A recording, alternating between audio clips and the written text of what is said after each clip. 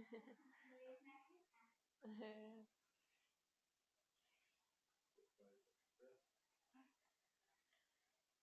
Boa noite. A Maria Tereza vai fazer a prece inicial para nós.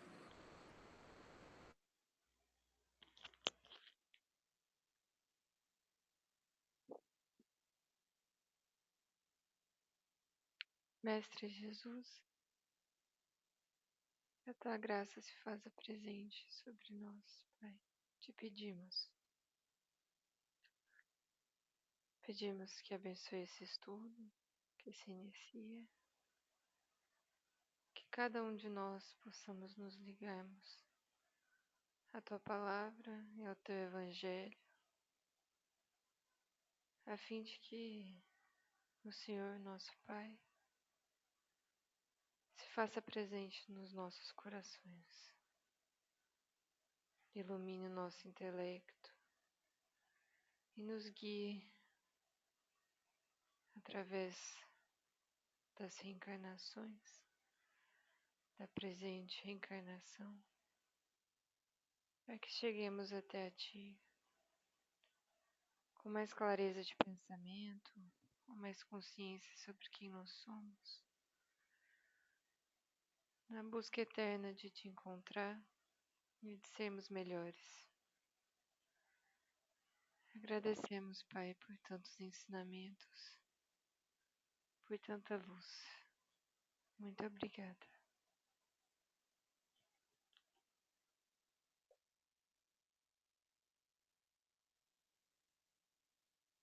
Obrigado, Maria. Vamos começar. Acho que todos estão vendo. Tá também? Nós paramos no versículo 13, né, do capítulo 1. E a gente ficou todo o estudo da semana passada, mas todos quantos o receberam, deu-lhes o poder de serem feitos filhos de Deus, né? E nós falamos sobre essa questão de receber o Cristo, significa maturidade espiritual. Não é uma coisa simples receber o Cristo, porque requer uma boa vontade, uma força de vontade muito grande. Requer que a pessoa ela se desfaça de preconceitos materiais, que ela se desfaça de vícios. Ela precisa aprender a se tornar uma pessoa melhor, a se sacrificar pelo próximo, que é a base do Evangelho do nosso Senhor Jesus Cristo, né? Amar a Deus sobre todas as coisas e o próximo como a si mesmo. Aí no item 13, os quais não nasceram do sangue, nem da vontade da carne, nem da vontade do homem, mas de Deus. Aqui nós vamos parar de mostrar isso para vocês aí na tela, para a gente mostrar uma outra coisa que é importante. Vou mudar de material aqui, de computador, e para compartilhar a tela daqui.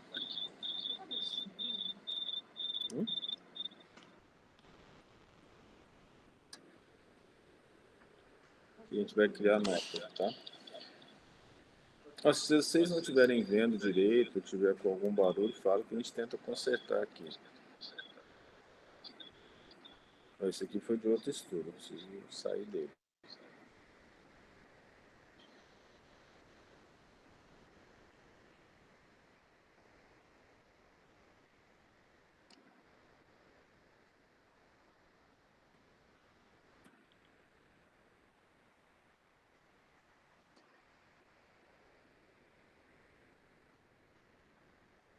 Então vamos trabalhar. Então veja o que está escrito aqui. Os quais não nasceram do sangue nem da vontade da carne. Aquilo que nasce, existe. Nós estamos falando de existência. Então, a existência do indivíduo, ela está associada a estar encarnado, quando nós falamos da Terra.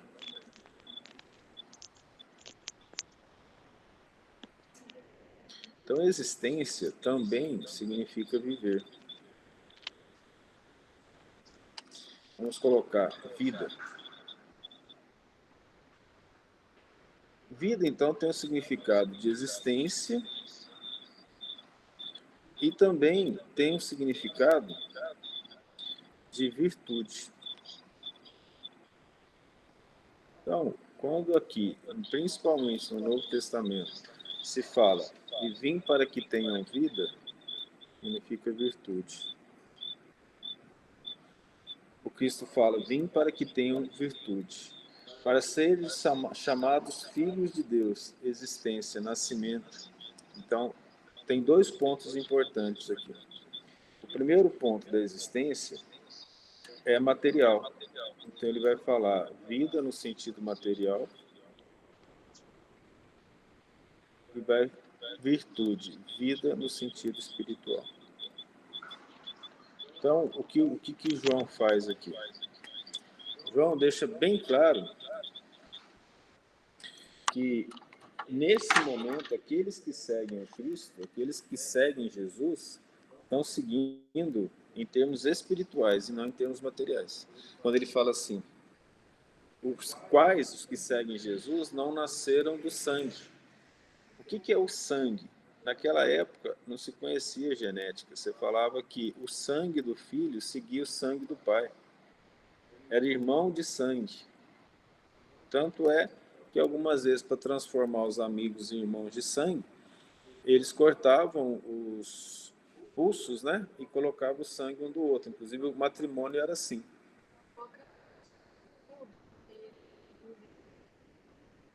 Que aqui no Tem problema. Colocar na página do tipo estudo. assim, você clica você deixa no Meet. Ah, tá. Entendi.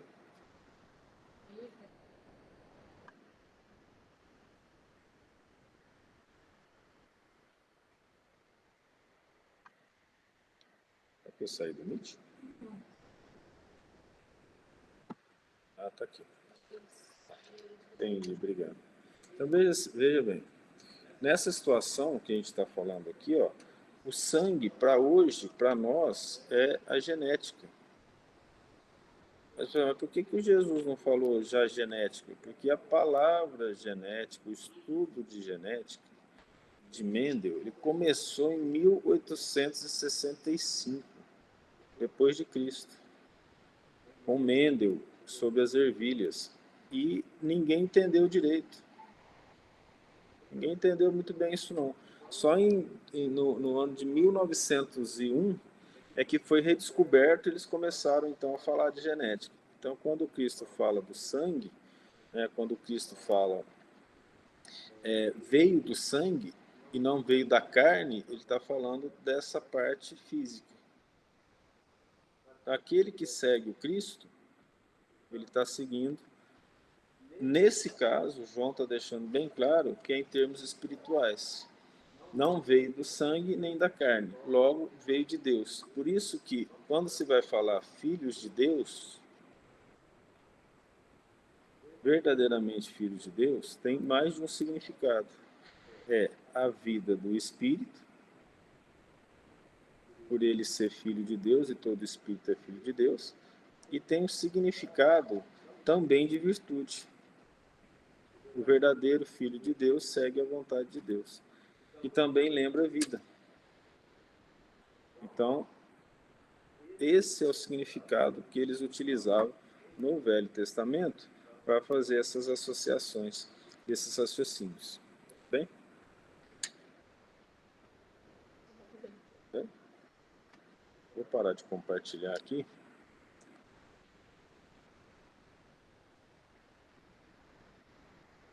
E voltar para outra. Voltar para a tela.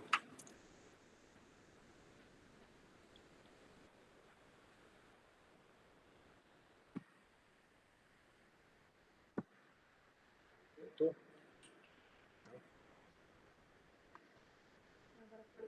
Agora foi. Então aqui a gente continua o estudo. Então, não foi da carne, mas foi do Espírito. Aquele que procura Deus e que tenta se aproximar de Deus, o faz por vontade, faz por Espírito, não pelas coisas da carne. As coisas da carne têm as suas necessidades. A carne tem as suas necessidades. Por isso que Jesus vai falar em determinados momentos que a carne é fraca. Porque a carne tem instintos que você precisa seguir. Não adianta a pessoa querer falar assim, eu não vou comer mais, porque quanto menos comer, mais eu vou evoluir. Até morrer, né? Não pode parar de comer, não é? Tem jeito. Eu vou parar de comer e vou evoluir, não tem jeito. Eu não quero mais ter determinadas atividades físicas. Você vai entrar naquele estado de quem não faz atividade física, como é que chama? Sedentário, né? Essas coisas. Você não vai fazer nada. Você vai entrar nessa situação. O seu corpo necessita que você cuide dele. Sócrates falou que o corpo é o amo mimado do espírito, que você tem que satisfazer as necessidades dele. Então, não só as necessidades de urinar, né, de defecar, mas as necessidades de manter o corpo vivo, que é se alimentar corretamente. Então, é tratar esse amo mimado do espírito que o Sócrates fala. E aqui fica claro que seguir Deus é uma vontade do espírito, ela é íntima, ela não é da carne. Então, veja a inteligência de João, né? Aqueles que seguem a vontade de Deus, que ele fala aqui em cima, todos aqueles que seguem ele não nasceram do sangue. O que significa isso? A vontade de seguir não nasceu do sangue, nem da carne, nem da vontade de um homem, mas da vontade de Deus, da parte espiritual ou da parte não material do indivíduo. Aí ele volta a falar, e o verbo se fez carne. O verbo é o Cristo, nós passamos um bom tempo falando sobre isso, e habitou entre nós. E vimos a sua glória como a glória do unigênito do Pai, cheio de graça e de verdade. Cheio de graça significa humildade e virtude. A palavra cheio de graça ela é usada também 600 anos antes de Cristo para representar o Siddhartha Gautama, que era o Buda. O pessoal acha que o Buda era gordinho, né? Cheio que é aquele bichinho rechonchudo, né? Não era. Aquilo lá é a representação da estátua das virtudes dele. Ele é cheio de virtudes, porque o Siddhartha Gautama ele era magérrimo. Tanto é que ele meditava há muito tempo, fazia jejuns, e ele era magérrimo mesmo, né?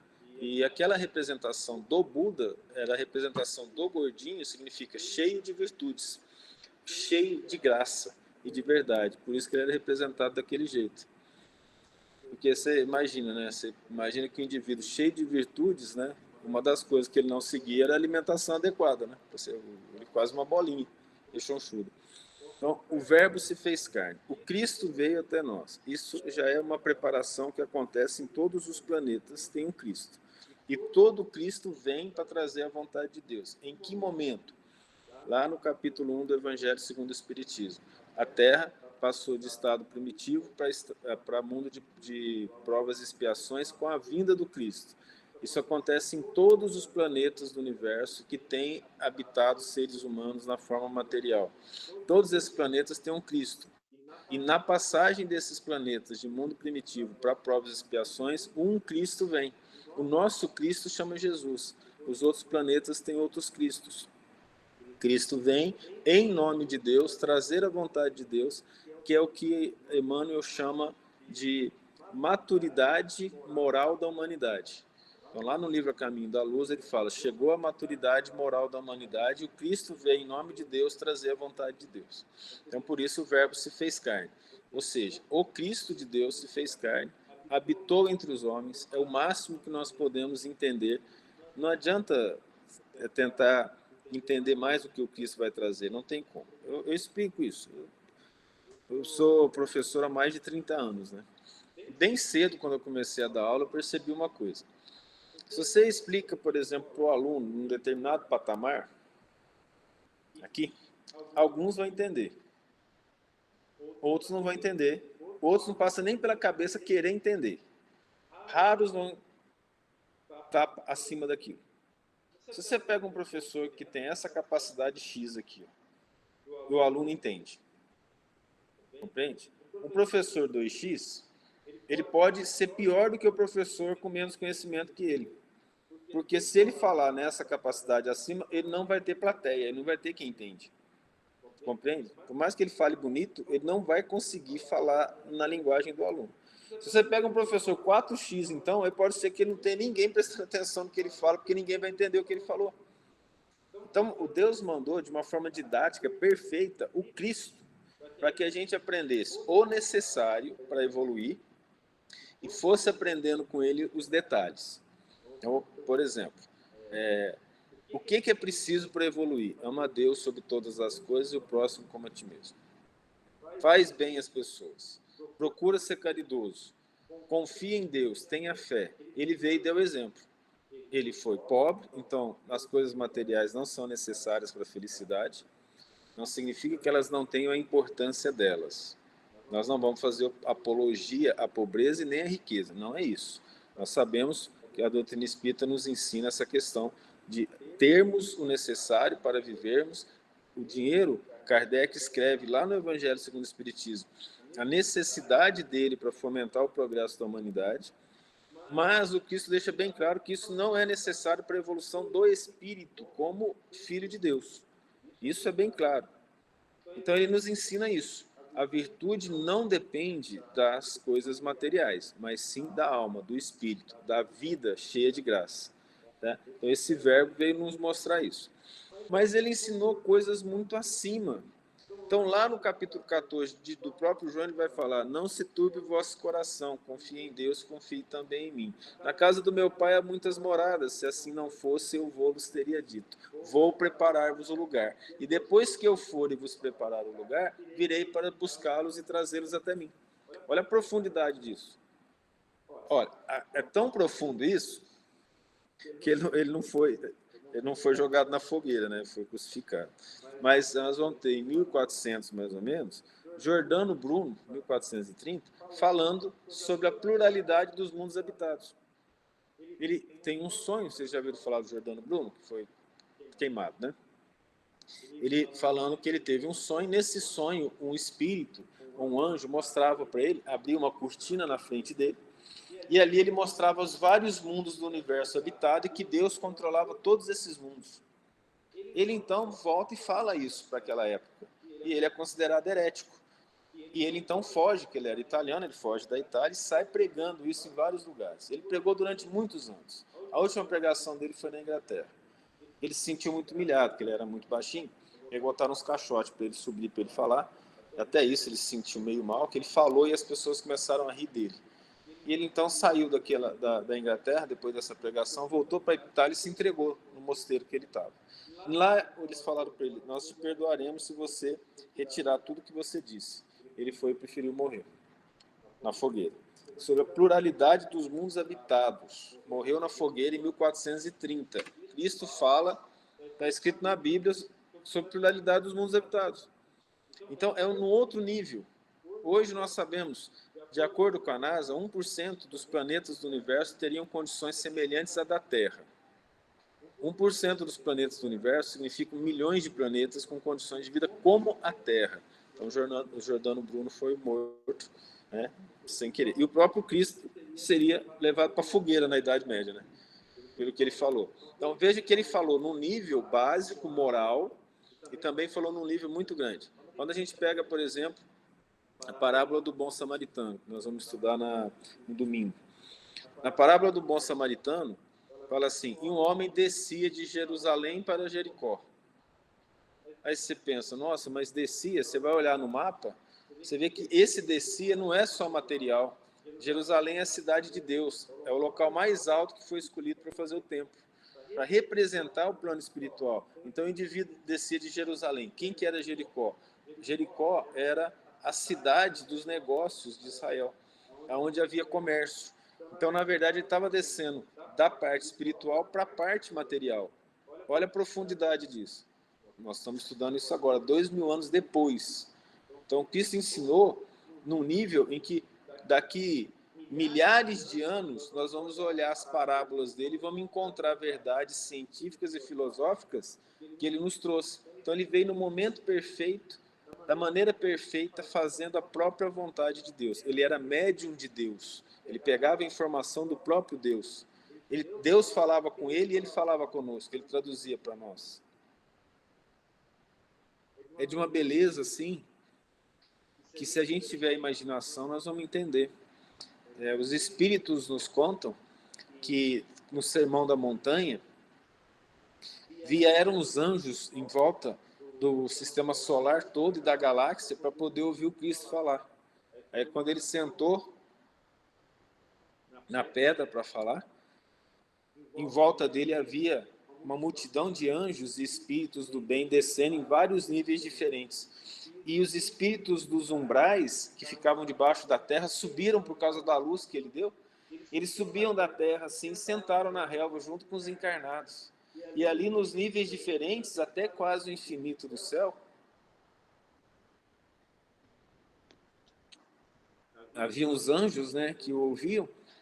E acima de tudo, nessa, como se fosse uma igreja com uma cúpula em cima, como se Deus estivesse olhando para ele. Então, nós ainda não conseguimos ver isso.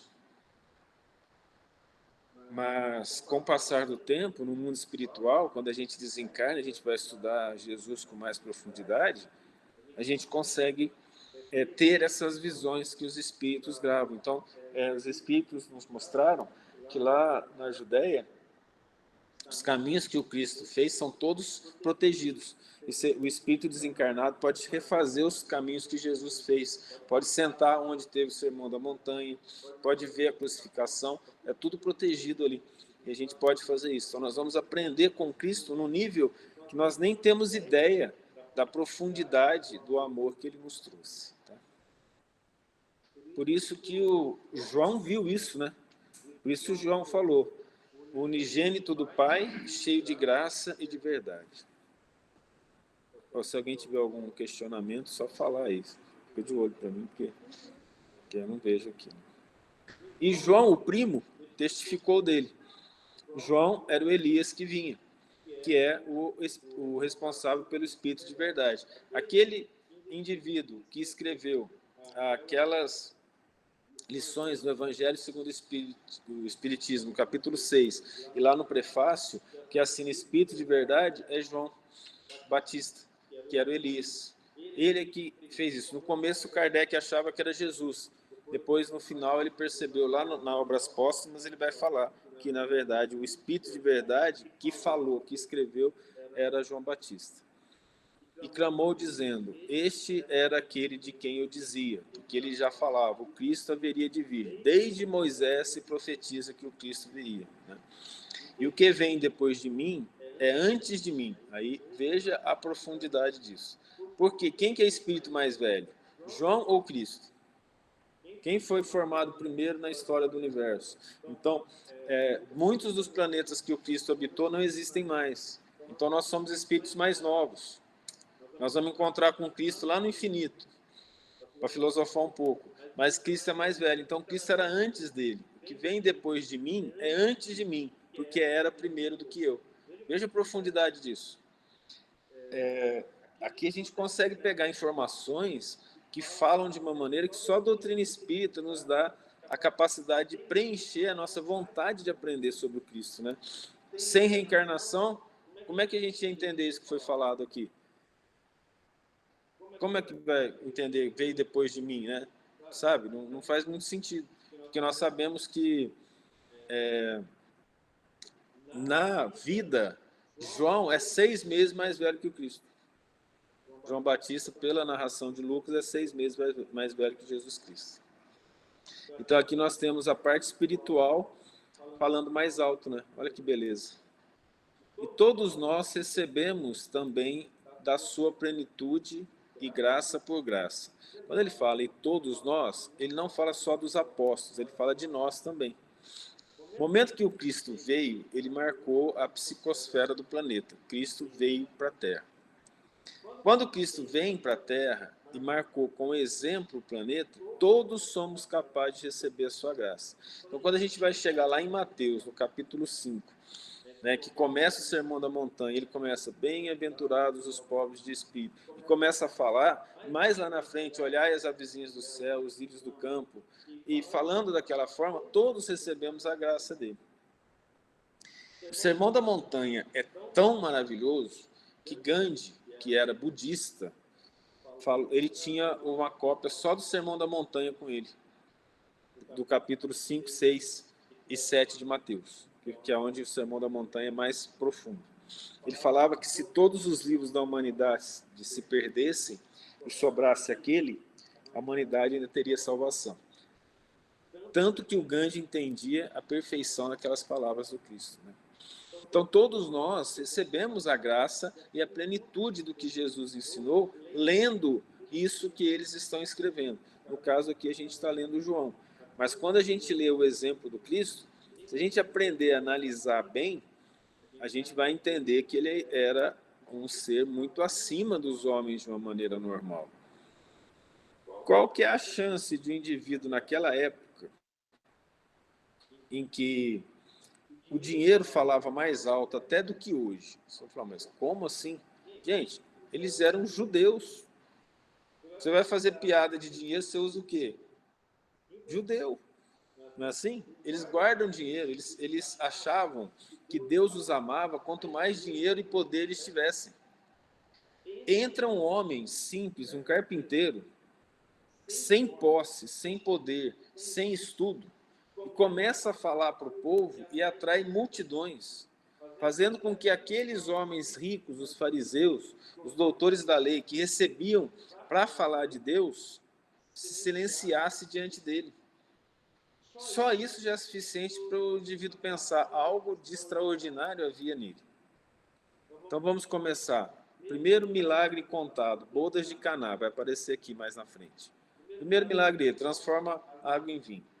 Depois ele começa a fazer milagre, a ponto de que Lucas fala que em todos os lugares onde ele passava, ele curava a todos. Não só do corpo, como da alma. Que ser fez isso? Então, se ele não tocou por isso, então nós estamos ouvindo e não absorvendo. Porque curar é uma coisa muito complexa.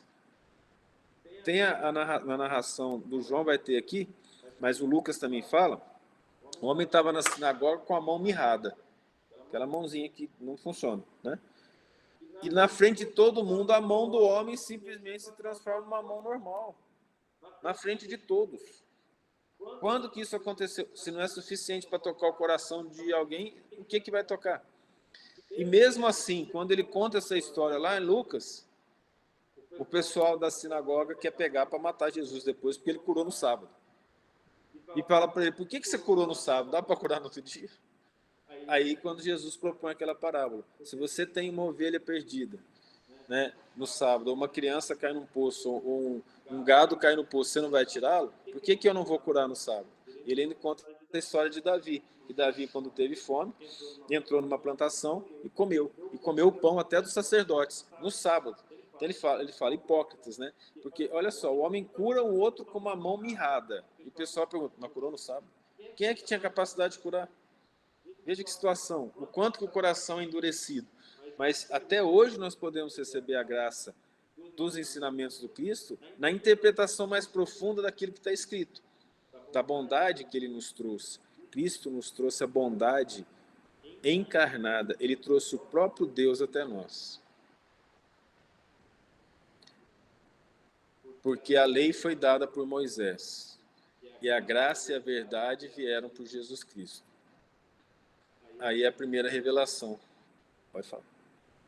Otávio, eu não vi esse cidadão, mas só que dá pra ver a bondade dele, porque eu vi que quando Jesus foi preso, eu acho que foi alguém que gostava dele, assim, e ao prender ele pegou e começou a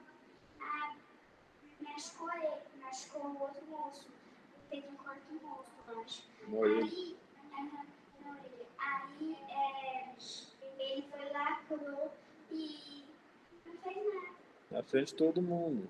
Foi lá no Monte das Oliveiras. Chegaram para pegar o Cristo, Judas chegou na frente, falou, aquele quem eu beijar, esse vocês devem prender. Aí ele vai dar o beijo, vão prender Jesus, Pedro tira a espada e corta a orelha do sobrinho do sumo sacerdote. Cristo pega, põe a orelha no lugar, faz um milagre na frente de todo mundo. E o próprio indivíduo que teve a orelha colocada no lugar não se abaixou. Não agradeceu. Não conta a história que ele falou, obrigado, Senhor. E ele fez isso e falou, Pedro, quem com a espada fere, com a espada será ferido. Obrigado por ter lembrado, né, desse milagre. Esse talvez tenha sido o último, né? narrado. Eu falei do primeiro de Caná, você lembrou do último. Obrigado.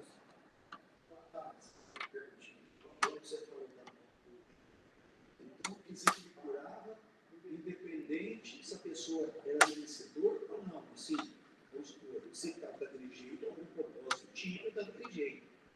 Então, ele curava, vamos supor, se a pessoa era merecedora ou não, essa cura era concretizada. Essa questão do merecimento fica bem claro, e a sua pergunta passa a ter uma importância muito grande e profunda, porque é o seguinte, para alguns ele fala, vai, não peques mais. Para outros ele falou assim, a tua fé te salvou. Aquele para que ele falou, a tua fé te salvou, significa, você teve merecimento. E aqueles para que ele falou assim, vai e não peques mais, é porque foi te dada essa graça, se você pecar de novo, você retorna. Nós vamos ver o caso das pessoas que ele curou no caminho indo para Samaria. Ele curou, acho que 7, eu não me lembro da quantidade. Só um voltou para agradecer. Você entende a questão? Ele curou 7 leprosos. Só um voltou para agradecer e segui-lo. Os outros não, continuaram o caminho. Ou seja, nem agradeceram.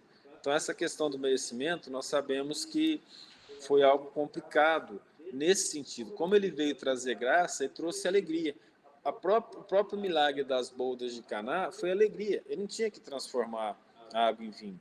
Ele até fala, mulher, o que eu tenho a ver com isso? Ele fala para a mãe dele, quando a mulher fala, a mãe dele fala, olha, o vinho acabou. Ele falou, o que eu tenho a ver com isso? Então ele fala, aí o Emmanuel vai explicar que por amizade, por amor, ele vai transformar a água em vinho. Aquele vinho eu queria tomar, viu? Eu não tomo álcool, mas aquele vinho eu tomaria, porque provavelmente deve ser o melhor suco de uva já feito na Terra. Né? Sim, senhora. Então, complementando a pergunta dele, ele curava a todos, mas só que quem não merecia, ele curava de novo? Não é que ele não curava de novo, né? É porque a pessoa precisava merecer, ela voltaria numa outra vida, não existe reencarnação. Ela voltaria a ter o problema, talvez até nessa própria vida, entende? Provavelmente o leproso que não foi grato a ele pode ter pego lepra de novo, porque era uma doença transmissível. Nós não sabemos disso. Mas teve caso difícil. Teve caso de um cego de nascença, e o Cristo vai, pega, gospe no chão, né, passa saliva no olho dele, pergunta se ele está vendo e fala, vejo como sombra, Senhor. Aí ele gospe no chão, faz uma laminha, passa no olho dele e depois ele passa a ver. Porque o cego de nascença, o nervo óptico dele, que na verdade é o trato óptico, né? Mas o nervo óptico dele não existe, não está funcionando. Então o olho não é ligado ao lobo occipital. Então aquele caminho tem que ser construído, novos neurônios têm que ser construídos. E foi construído imediatamente, algo que a ciência hoje não consegue fazer. A gente sabe que é possível, mas não consegue. E ele fez. Então, coisas que nós ainda vamos descobrir no futuro, que isso já fez através dos milagres. Porque Kardec deixa bem claro, não existe milagre. Porque se existisse milagre, seria derrogar as leis de Deus. O que o Cristo fez é um conhecimento muito profundo das leis de Deus, obedecendo às leis de Deus, nunca contra as leis de Deus. Então nós estamos assim, muito aquém de conhecer a capacidade mental daquele que ama, da ciência divina, para poder ajudar os outros. Mas toda vez que nós nos aproximamos de uma pessoa com boa intenção e queremos passar amor, a gente doa de nós e a gente já trabalha na cura. E existe muita cura e gente que cura que nem sabe que cura. Que nós aprendemos nos livros do André Luiz. O indivíduo trata com tanto amor os outros, por exemplo, pode ser um padre, pode ser um pastor, pode ser uma pessoa do dia a dia, pode ser qualquer pessoa do centro espírita, trabalhador, e os espíritos utilizam da energia dela e, por exemplo, desfaz um coágulo que estava se formando numa artéria cerebral. E o indivíduo poderia ter um AVC e não vai ter mais, e não fica sabendo, que a caridade de Deus ela é silenciosa. Agora, uma cura como Jesus fazia, de uma transformação física imediata e na frente de todo mundo, é muito difícil. Quase impossível a gente fazer. Nesse momento da humanidade, mas um dia nós faremos. E quando a gente tiver essa capacidade de fazer, provavelmente vai ter mais ninguém doente. Porque todo mundo vai evoluir junto, né? Mas dessa forma, essa capacidade nós teremos. Então veja, Lá no capítulo 1 do Evangelho segundo o Espiritismo, quando se fala das revelações, então fala que a primeira revelação foi trazida por Moisés, chamado justiça, a lei. Moisés, então, trouxe a justiça através dos 10 mandamentos. Vocês concordam que só com os 10 mandamentos já daria para a gente ser feliz espiritualmente?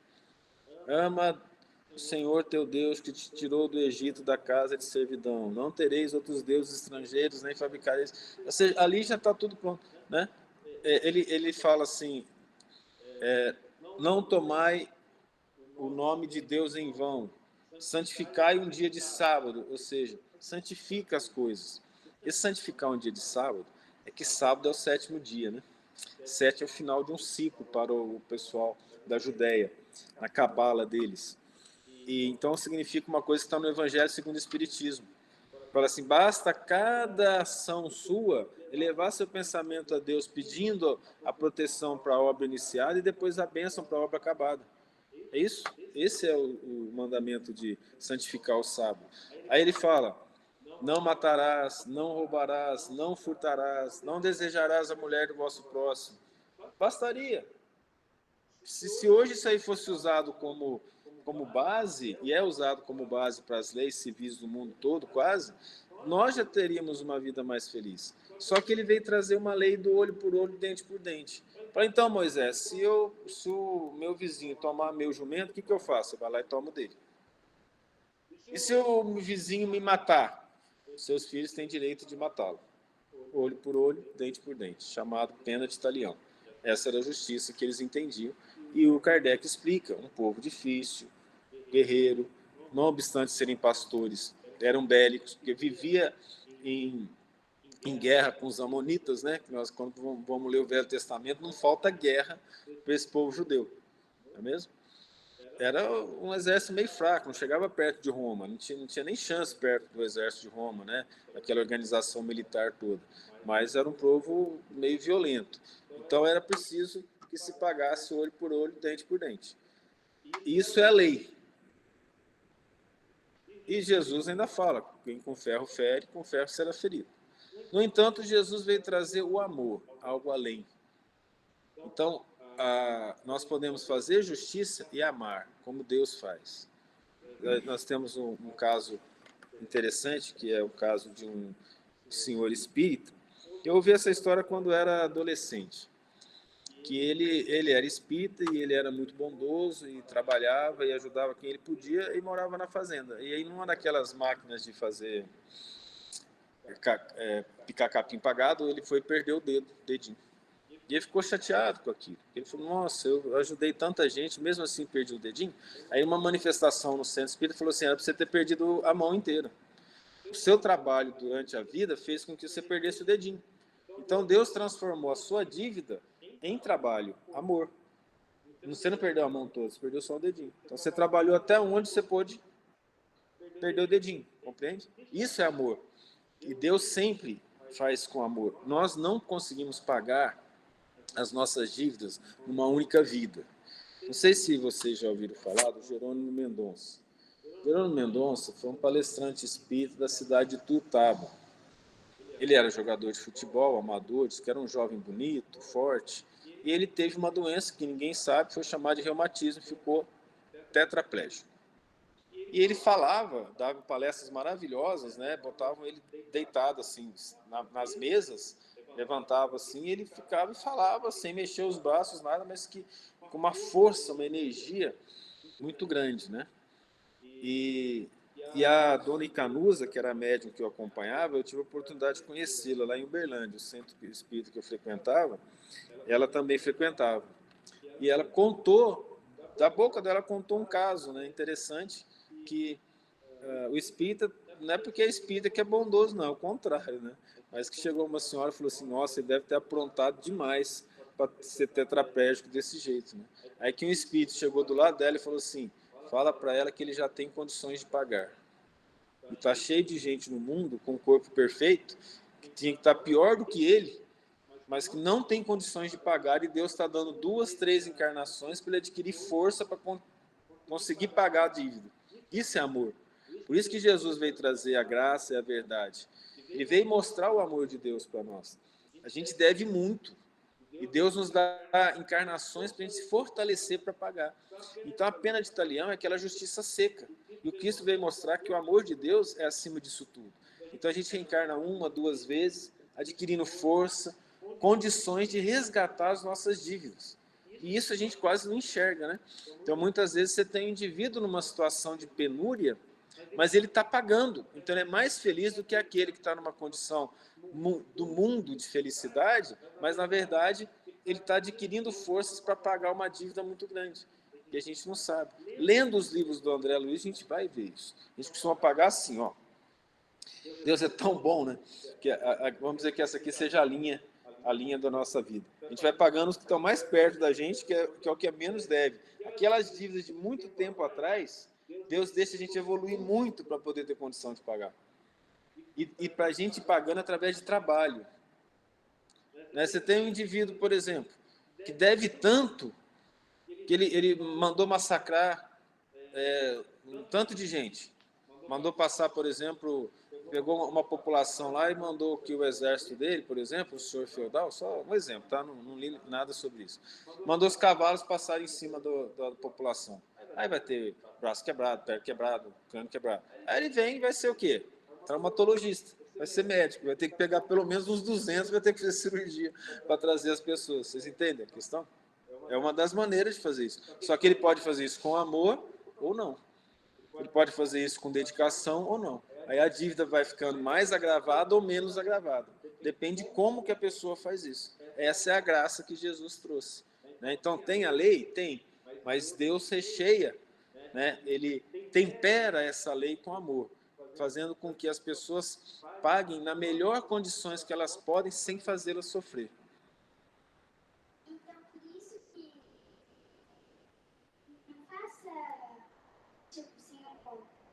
Se você não for fazer com amor, não faz. O importante é fazer o bem sempre com amor, coração cheio de amor, você tem razão. Obrigado. De novo, né? Então, compreende o que é a graça e a verdade que Jesus veio trazer? Aí vai falar, mas a verdade não é a terceira revelação, não é o Espiritismo? Não é à toa que tudo é muito coerente nos espíritos superiores. Lá no nosso Evangelho fala, Jesus foi o iniciador do Espiritismo. E foi. Porque ele trouxe a verdade. E a verdade está nas parábolas. A doutrina espírita vem e está retirando essas verdades. Então, nós pegamos o Evangelho segundo o Espiritismo, e nós temos lá 28 dos 28 capítulos, o 28º é das orações, 27 capítulos de interpretação das palavras do Cristo através dos espíritos superiores e dos médiuns escrevendo as explicações.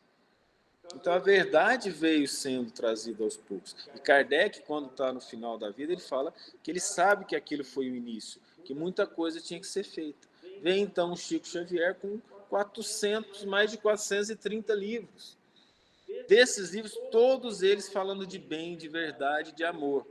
Então nós temos assim uma multidão de informações, mas não precisa de toda ela. Precisa da graça e da verdade do Cristo, que já é suficiente. Algum questionamento? Deus nunca foi visto por ninguém, de fato, por nenhum homem. Mas Jesus fala, os anjos do meu Pai veem sua face constantemente. Aqui também tem uma coisa que só a doutrina espírita nos traz. Quando que a gente vai ver Deus? Kardec explica. Quando mais a gente evolui, mais a gente o vê ou entrevê pelo pensamento. E depois ele fala que o espírito puro vê Deus. Então, quando a gente parar de precisar de reencarnar e que não precisar mais da matéria e não tivermos mais defeitos, ou seja, espírito puro, sermos anjos, é quando nós vamos receber a bênção de ver Deus. Aí nós o veremos e o compreenderemos, nos manteremos em contato direto com Ele. Os anjos recebem a ordem de Deus diretamente do próprio Deus. Vive em harmonia perfeita com o Criador. E depois evolui para as outras fases através do poder mental e da capacidade de amar, que vai até o infinito. Então, a nossa capacidade de ver Deus vai depender da nossa desmaterialização. Então, Deus nos criou, Nós saímos dele para voltarmos para ele. Então, a gente vem, através do merecimento, passando por todas as fases de crescimento. Tudo é experiência, fala Joana de Anjos, através do Divaldo. Essas experiências vão nos fazendo melhores. Quanto mais nós nos dedicamos ao bem, mais nós nos fortalecemos e mais rápido nos aproximamos dele. E aí nós chegaremos a ele novamente e cresceremos com ele infinitamente.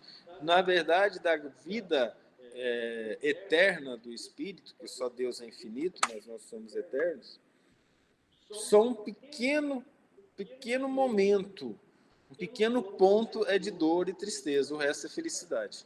São esses momentos mais difíceis. E provavelmente nós estamos no momento mais difícil da nossa evolução, que é o momento em que a Terra está passando de prova e expiação para a regeneração. Por quê? Porque esse é o momento mais difícil. Porque esse é o momento em que a inteligência já compreende a maldade. E aí, se a gente compreende a maldade, nós não podemos fazê-la. Aí a dor da maldade é a maior que tem, que é a dor da consciência. Por isso nós estamos, talvez, no século em que a doença do século é a depressão. Que nós vamos chamar assim, de uma maneira espiritual, de forte complexo de culpa acumulado ao longo das encarnações. Então, nesse momento, a sensibilidade está aumentada. Então, o erro se torna mais forte. O indivíduo bronco, o indivíduo tosco, ele faz a maldade e não percebe. Então, para algumas pessoas, por exemplo, matar uma galinha é coisa normal. Para outros, só de ver aquilo, ele passa mal uma semana. As sensibilidades estão alteradas e o sofrimento não é pelo fato, é como você interpreta aquilo que você está vendo, aquilo que você está fazendo e o ambiente à sua volta. Hoje nós temos pessoas muito sensíveis, elas não suportam ver, ouvir um grito, ouvir uma falta de educação, que elas ficam bem machucadas. Outros, bater faz parte do natural. Então, nós estamos numa situação assim complexa. Não estou falando o bater educado, não, né? Estou falando a violência, assim, tá?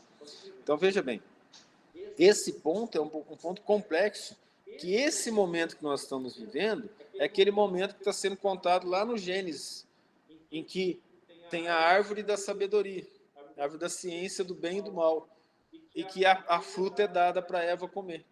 Ou seja, nós estamos no momento em que a gente consegue separar o bem do mal. E o nosso conhecimento científico e tecnológico é muito avançado. Então, nós já sabemos o que está errado e o que está certo. Então, errar sabendo que está errado passa a ter uma culpabilidade muito maior, um sentimento de culpa mais elevado, um processo de depressão muito forte. Certo? Depois a gente volta a falar mais sobre isso. Tá? Então, nenhum ser humano viu Deus. O Filho unigênito, que está no seio do Pai, ele nolo revelou. Olha a profundidade disso. Cristo o vê. Então, Cristo já é um Espírito puro. Está no seio, está envolvido por Deus. Então, Deus, não podendo ver e se mostrar para nenhum humano, mandou o Cristo para trazê-lo para nós, da forma mais pura possível. É isso que o Cristo veio fazer, a missão dele. Então, nesse versículo 18, João coloca, de forma bem profunda, a missão do Cristo. Trazer Deus para os homens. Nenhum homem pode ver Deus. Então Deus mandou o Cristo. Por isso que é chamado de filho unigênito. Aquele que trouxe o Pai. Por isso ele é chamado assim. Nós também somos filhos de Deus. Mas ele é unigênito nesse sentido de somente ele trouxe o Pai para nós da forma mais pura possível. Porque nós não podemos ver o Pai. Gente, sem a doutrina espírita, como é que a gente ia interpretar a Bíblia, né? É impressionante o que a doutrina nos dá de condições de fazer. Né? Mais uma vez, alguém quer comentar alguma coisa? E este é o testemunho de João, quando os judeus mandaram de Jerusalém sacerdotes e levitas para que lhe perguntasse: quem és tu? Então eles também não sabiam se João era o Cristo, porque João também curava, fazia milagres. Mas João não tinha a graça do Cristo, né? A diferença é muito grande, né? João era mais duro, mais rígido. Então veja que os judeus já estavam preocupados com João e já existia partidos contra João. Nós sabemos disso. Senão o homem não ia mandar cortar a cabeça dele. E confessou e não negou, mas confessou: eu não sou o Cristo. Porque o Cristo estava sendo esperado. Ele fala: eu não sou o Cristo. E perguntaram-lhe: quem és então? És tu Elias? E ele disse: não sou. Mas lá na frente o Cristo vai falar que ele é. Ele não é Elias, ele é João. Agora, se perguntasse, olha a pergunta: és tu Elias? A resposta é não. Mas se a pergunta fosse: foi tu Elias? A resposta seria sim. Compreende? Veja que o tempo do verbo é importante nesse caso, né? És tu profeta? E ele respondeu: não. É interessante, porque essa resposta dele tem um significado muito profundo. O que é profeta para aquela época? Se é médium? Claro que ele era. Ele era médium. Então por que ele falou que ele não era profeta? Porque a humildade diz que não é você que tem que falar de si. Mas se as pessoas o veem profetizando, óbvio que ele é. Compreende?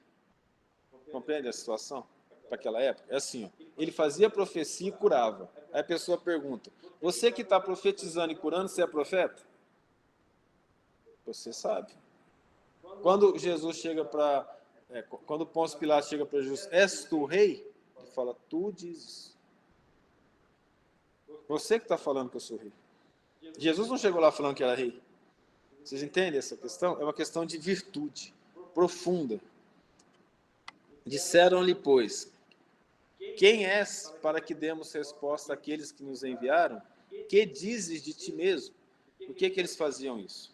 Essa era uma técnica filosófica. Dependendo do que ele respondesse, ele ia ser apedrejado e ia ser preso. Se ele fala que ele é o Cristo, se ele fala eu sou o Cristo, ele era apedrejado. Não sei se vocês sabem disso. Tanto é que se o Cristo falasse que era o Cristo, ele seria apedrejado. Aliás, qual que foi o crime imputado ao Cristo, você sabe? Se dizer filho de Deus. Ou seja, ser o próprio Cristo. Esse foi o crime imputado a Jesus, para ele ser crucificado. Se ele fala eu sou profeta, ele também ia ser apedrejado e levado para ser preso. Então isso tudo aqui é um trabalho maldoso feito pelos sacerdotes, pelos levitas, que fizeram com João e também iam fazer com Cristo. O que diz de ti mesmo? Aí ele fala de forma profética. Ele acabou de falar que não era profeta. Por quê? Porque Isaías já havia falado dele, voz do que clama do deserto. E ele fala: eu sou a voz que clama no deserto. Endireitai o caminho do Senhor, como disse o profeta Isaías. Ora, o profeta Isaías já tinha dito dele, logo o profeta Isaías tinha dito: haverá um profeta. Eles vão e perguntam: você é profeta? Ele fala: não, porque se ele fala que sim, ele vai ser apedrejado. Mas ele dá a resposta depois dizendo: eu sou, mas é vocês que têm que ver. É profundo, né? Isso aí, mas é interessante. Nós podemos voltar nesse mesmo ponto depois, na semana que vem. Estou sentindo que a gente precisa fazer oração agora.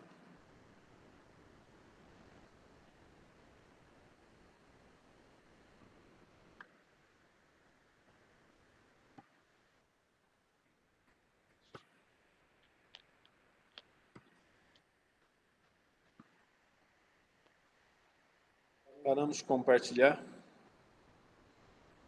Alguém quer fazer alguma pergunta? Fique à vontade. Quer conversar sobre alguma coisa, falar alguma coisa? Fique à vontade. Quando você falou assim de Deus, O homem. eu vou tocar no caso do Chico. Ele foi diferenciado dessa parte? Não era anjo. Não é anjo. O Chico é um espírito altamente evoluído, mas muito longe de ser anjo. Pra você ter uma ideia, uma pessoa da NASA veio e mediu a aura dele de 62 metros. É uma aura absurda. A nossa é mais ou menos assim. Isso aqui. Então é um espírito muito evoluído. Eu tive com o Chico. Você entra lá, você chora o tempo todo, é de uma vibração maravilhosa. Ele estava vivo ainda. E o que mais me chamou a atenção foi: se com o Chico é assim, a aura do Cristo, ela pega o planeta inteiro, o sistema solar inteiro. Então a distância é muito grande, é uma coisa assim, nós não temos como comparar. O Chico, ele é do nível de um São Francisco de Assis. Em São Francisco de Assis foi a reencarnação de João Evangelista. Mas a distância para Cristo é muito grande, muito fora, assim, na nossa capacidade de compreensão. Mas o pessoal que conheceu, que viu Chico, diz que Jesus o recebeu. Então, ver Jesus também é um privilégio. Lá no livro Nosso Lar, nós vamos ver que a ministra veneranda carregava consigo a alegria de ter visto Cristo. Que lá, quem habitava o Nosso Lar, apenas alguns tinham visto Cristo, entre eles o governador e a ministra veneranda. Nem todos daqueles ministros do Nosso Lar tinham visto Cristo. Então, ver o Cristo também é uma conquista. Sabe? Então, nós vamos conquistando aos poucos, né? A gente vai crescendo, já vê um espírito mais evoluído, depois a gente pode ver o nosso anjo, um dia a gente vê o Cristo, ver Deus, já aí é uma questão de evolução de muito e muito tempo. Bom? Então, vamos terminar o nosso estudo de hoje e eu preciso que alguém faça a oração final. Eu vou pedir para o Tiago fazer. Você pode fazer, Tiago Prado?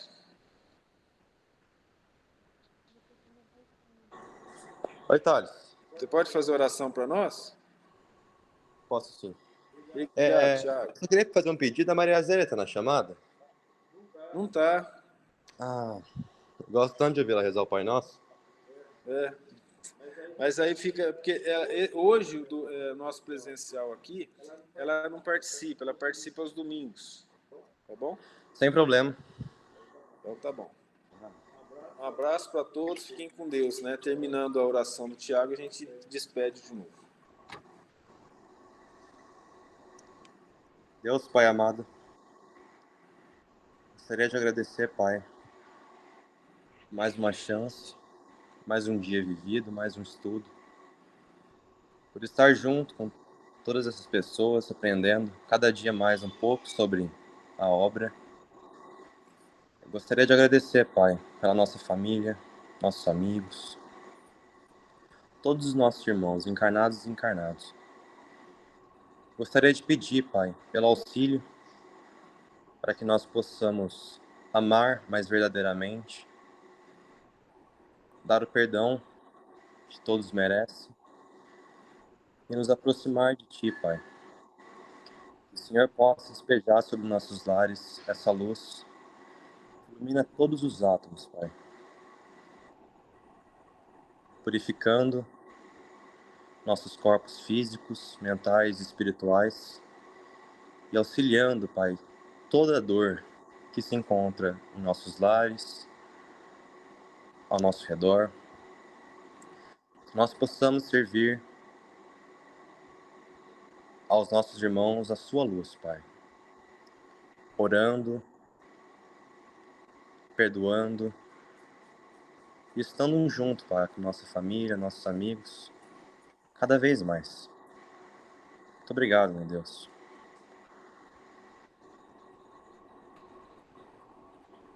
Obrigado, Tiago. Deus te proteja, proteja a todos e até o próximo estudo. Abraço. Um abraço, boa noite, fiquem com Deus.